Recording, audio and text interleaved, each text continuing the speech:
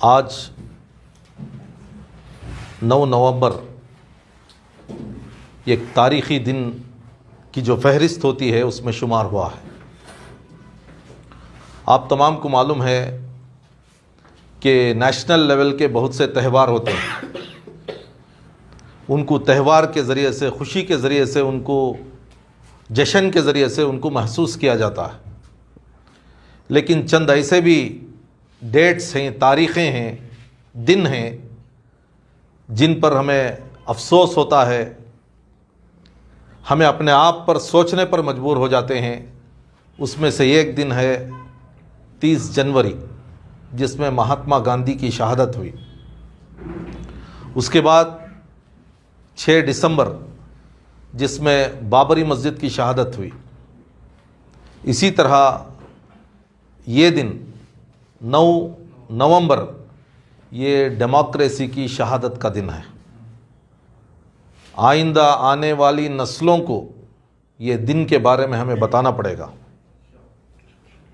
गांधी जी और गांधी जी के उसूल, गांधी जी की कुर्बानियाँ क्या हम भूल सकते हैं?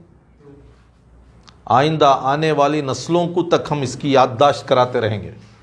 इसी तरह 6 दिसंबर बाबरी मस्जिद, मूर्तियों को रखना, मुसलमानों को वहाँ से दूर करना, उसके बाद फसादात, क्या हम इसे भूल सकते हैं? आइंदा आने वाली क़ियामत तक की नस्लों को हम इसको याद दिलाएंगे। इसी तरह 9 नवंबर को इंसाफ का ना करना, जुल्म और ज़बरदस्ती के ज़रिए से एक फ़ैसले को थोपना, उम्मत को खामोश करा देना और फिर एक जुल्म का हिंदुस्तान बनाना, क्या हम इसे भूल सकते हैं? आइंदा आने वाली नस्लों को 9 नवंबर की तारीख़ का एक सुनहरा बाब हम याद दिलाएंगे। जो कौम तारीख़ को भुला देती है वो कौम मिट जाती है। हमारी जो इज़्ज़त है, हमारा जो रेस्पेक्ट है, हमारा जो फ्यूचर है, वो तारीख़ और हिस्ट्री के ऊपर मुबनी है। इसी तरह आइंदा आने वाली नस्लें social democratic party of India की इस हिकमत को, इस बैनर को और आप तमाम के यहाँ पर जुड़ने को और ये जो कुछ रिकॉर्डिंग हो रहा है उसको एक तारीख़ के सफ़ों में जमाएंगे और आइंदा नस्लों को एक मोटिवेशन होगा और उनको एक नई दिशा उसको मिलेगी। लेकिन मैं देखता हूँ पूरे मुल्क में सन्नाटा है, खामोशी है। आर्टिकल्स में आज के सब्जेक्ट पर किसी ने नहीं लिखा है। मीडिया खामोश है, आज के दिन पर किसी ने नहीं बोला है। व्हाट्सएप, फेसबुक, ट्विटर, इंस्टाग्राम बिल्कुल खामोश है। ऐसे है जैसे कि कभी वहाँ मस्जिद ही नहीं थी और किसी ने गिराया ही नहीं और 400 साल जुल्म नहीं हुआ। 70 साल अदालत ने अपनी कार्रवाई की। 70 साल एक अदालत 70 साल तक कार्रवाई करती है, लेकिन उसे इंसाफ देने के लिए उतने मजबूत उसके पास हाथ नहीं है। इंसाफ देने के लिए उतने मजबूत उसके पास कलम नहीं है। इंसाफ देने के लिए उतने मजबूत जस्टिस वहाँ पर नहीं है। तो वो फ़ौरन क्या करते हैं? 40 दिन का एक प्रोसेस चलाते हैं। डे नाइट एक प्रोसेस चलाकर फैसले को थोप देते हैं। फैसला अलग चीज़ है, इंसाफ अलग चीज़ है। हमने 70 साल जो इंतज़ार किया वो फैसले के लिए इंतज़ार नहीं किया। हमने कभी भी अपनी ताकत का इस्तेमाल नहीं किया।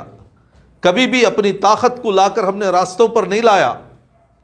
कभी भी अपने भाषण में हमने ताकत का इस्तेमाल नहीं किया। हम सिर्फ बेदार कर रहे थे, हम सिर्फ इंतज़ार कर रहे थे। किसका इंतज़ार?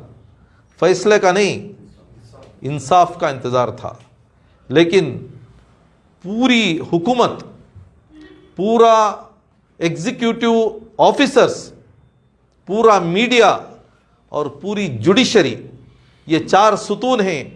चारों सुतून ने अपने अंदर एक इत्तेहाद कायम कर लिया, अपने अंदर एक आर्टिफिशियल जोड़ तोड़ कायम कर लिया और फिर एक दस्तूरी नज़रिए के साथ चंद जुमलों को उसने कहा, वो जुमले फैसले में तब्दील हुए, वो फैसले में तजाद था, वो फैसले में कॉन्ट्राडिक्टरी था। एक तरफ कहते हैं कि मस्जिद बनने से पहले वहां पर मंदिर नहीं थी, सुप्रीम कोर्ट कहता है, और फिर एक तरफ कहता है कि वहां पर मंदिर नहीं गिराई गई, तो फिर दूसरी तरफ कहता है मस्जिद थी, और फिर कहता है मस्जिद को गिराई गई, और फिर कहता है कि वहां पर मस्जिद को गिराने का एक बहुत बड़ा जुर्म है, और फिर कहता है कि ये मुजरिमों के ऊपर केसेस चलाना चाहिए।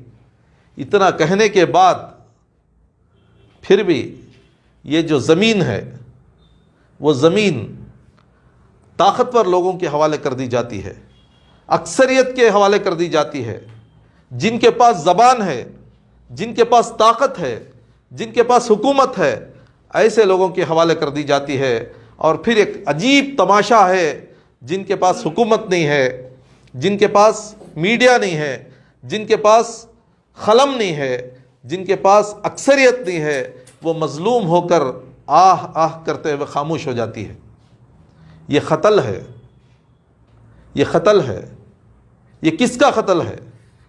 अगर किसी इंसान का क़त्ल होता तो 2 दिन हम रोते और खामोश हो जाते, तो हम जाते उसे दफना देते, लेकिन ये तो इंसान का क़त्ल नहीं था, ये तो डेमोक्रेसी का क़त्ल था। ये डेमोक्रेसी को ले जाकर कहाँ दफनाएं? ये डेमोक्रेसी को ले जाकर कहाँ जलाएं? ये डेमोक्रेसी दफन करने के लिए नहीं, ये डेमोक्रेसी जलाने के लिए नहीं, इसे मजबूत करने के लिए social democratic party of India Hindustan में कदम जमाई है।